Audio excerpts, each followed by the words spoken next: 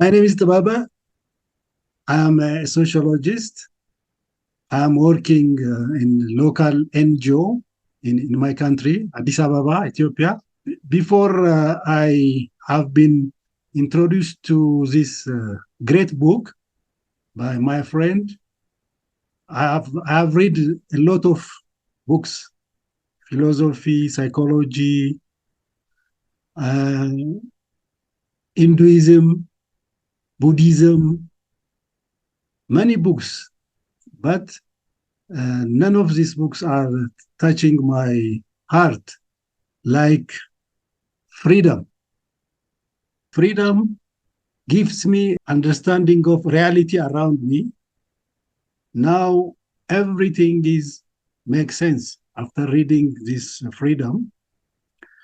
The previous irrelevant things now become relevant, meaningful. Uh, I, I don't have a sufficient word to explain freedom. Freedom makes me open to everything, to everybody, to everything, to nature. Now I understand anything, everybody. I'm now guilt free. Now I'm not. I don't feel shameful now. Previously, I feel guilty. I feel shame. I feel inferiority.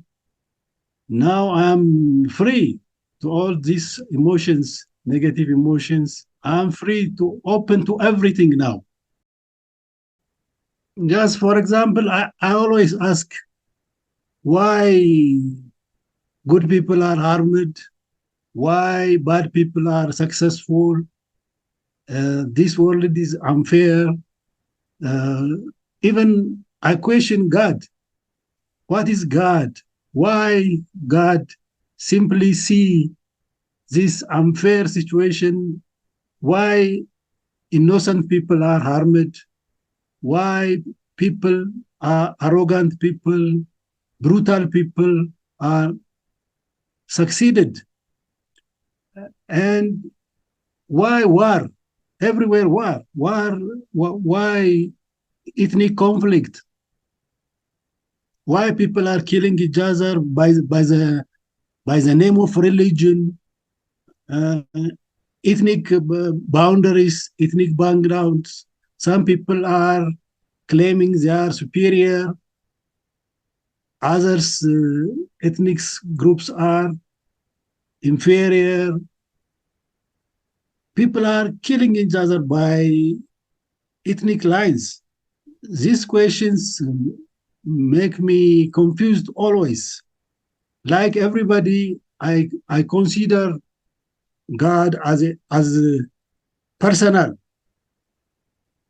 personal, and that makes me confused. Now, after reading Freedom, uh, I understand that God is impersonal. God is a unifying factor, integrative meaning. Its nature is working to unification, integration, to make it everything is whole. As far as relationship is concerned, this understanding gives me to understand, especially females. Previously, I expect for females, for my friend, my partner, a lot of things, but I don't have as much as I expect from her. I blame her. Now I understand it. This is not her fault. She's also she's under she's also under the duress of human condition. I understand everything now around me, everything about love.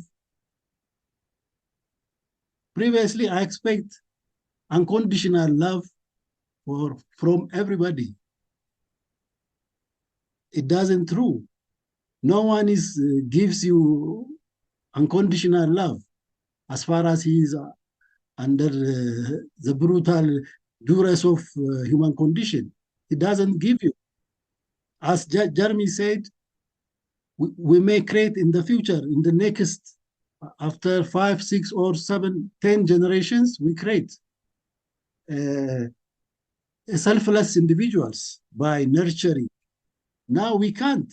We can't. We are already created. But now what we can is to at least to resolve, to minimize the burden of this, the duress of human condition now, which is incumbent upon us.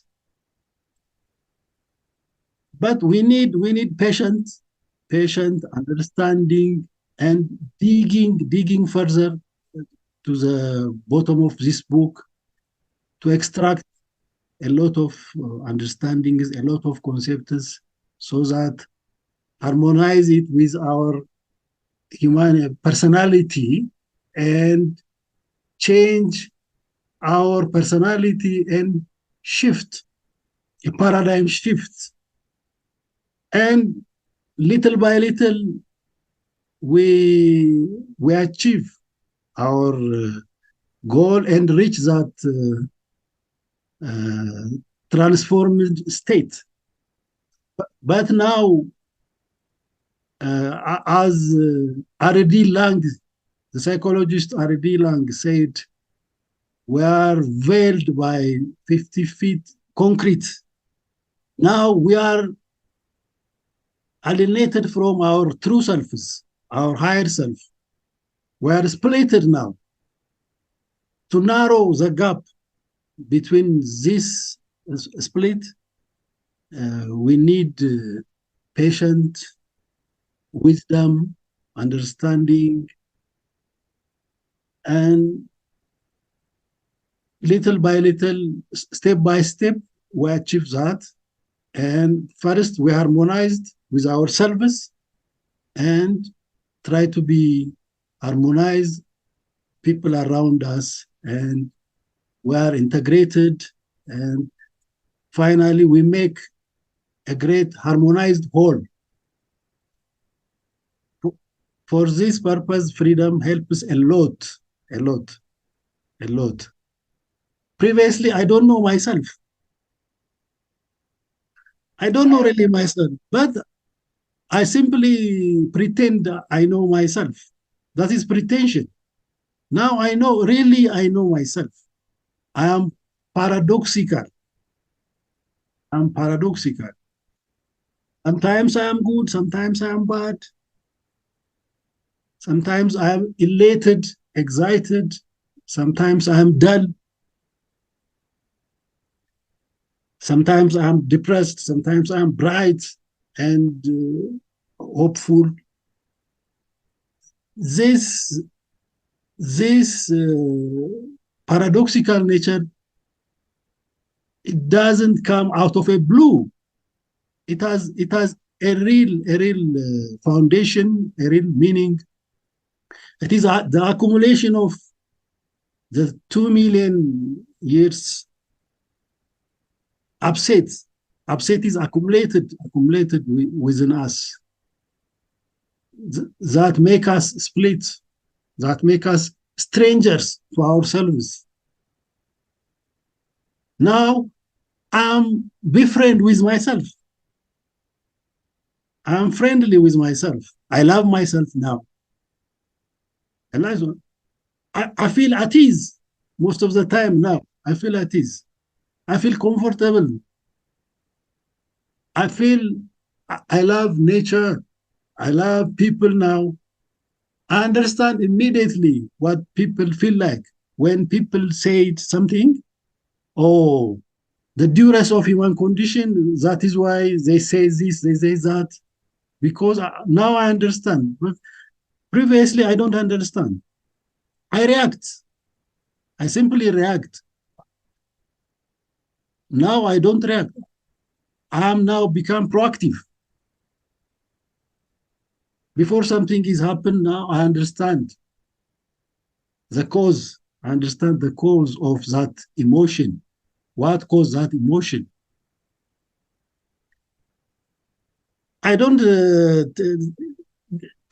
tell you with sufficient language because this concept, this freedom, the concept embodied in freedom is beyond language.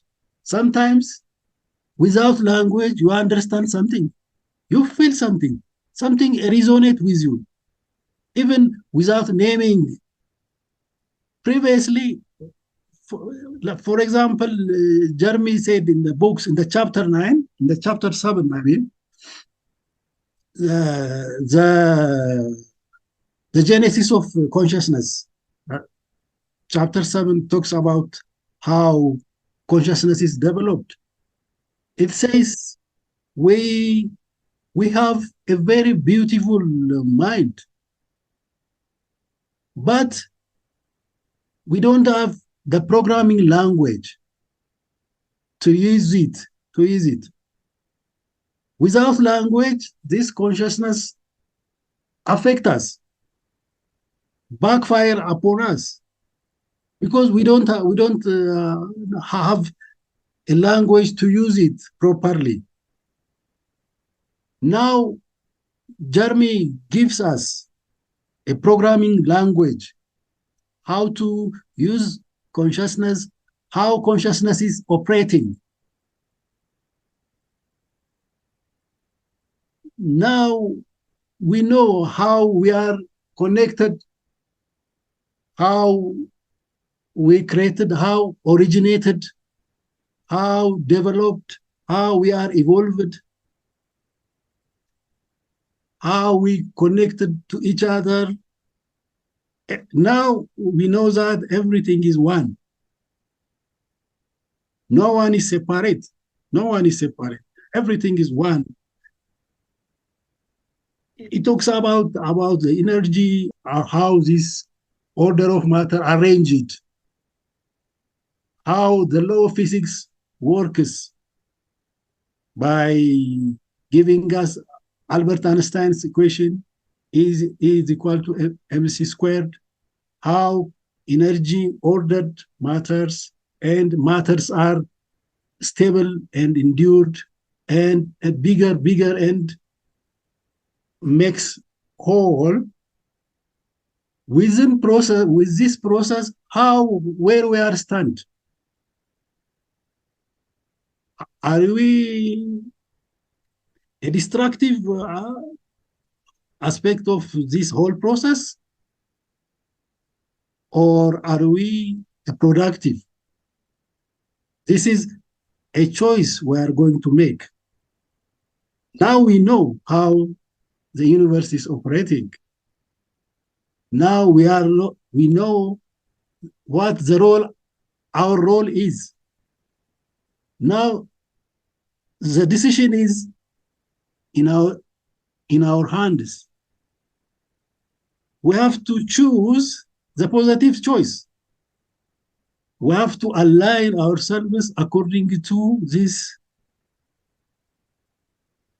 nature of integrative meaning. It is always working in the unity, integrity, cooperation. It is in line with the original theme of life. Our, our original theme of life is cooperation, love, and understanding, not aggression, not competition, not selfishness.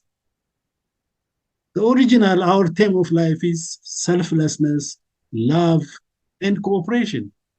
According to now we know our nature. Still, we are not blind because we don't know. We are blind. Now we are not blind. Now we see. Now we see. Now we are responsible. Now we are responsible. Accordingly, we built a great community that is cooperative, loving, and selfless community. We are going to make this community because humanity is fearing this bad nature of the seemingly bad nature of human nature. The pseudo-idealistic reinforcement movements are flourished, like post-modernism, environmental movement, uh, gender movement, and political correct movement, other than religion, universal religions like Christianity, Islam, and the like. These also idealistic movements are created for console these upsetted people of the world to relieve their upset level, to go down, to minimize their level of upset, but doesn't touch the core, the fundamental problem. Doesn't touch. Mechanistic scientists are deductionist scientists are gives false reason. They said that the cause of our upset alienation is our inheritance of savage instinct, animal instinct, nature. But that is not true. That is proved in this book. That is not the cause, the main cause of our alienation. The real truth is the conflict between our instinct and intellect because of the emergence of our conscious mind. The solution is now, like Carl Jung said, wholeness achieved by humans by when we own our shadow.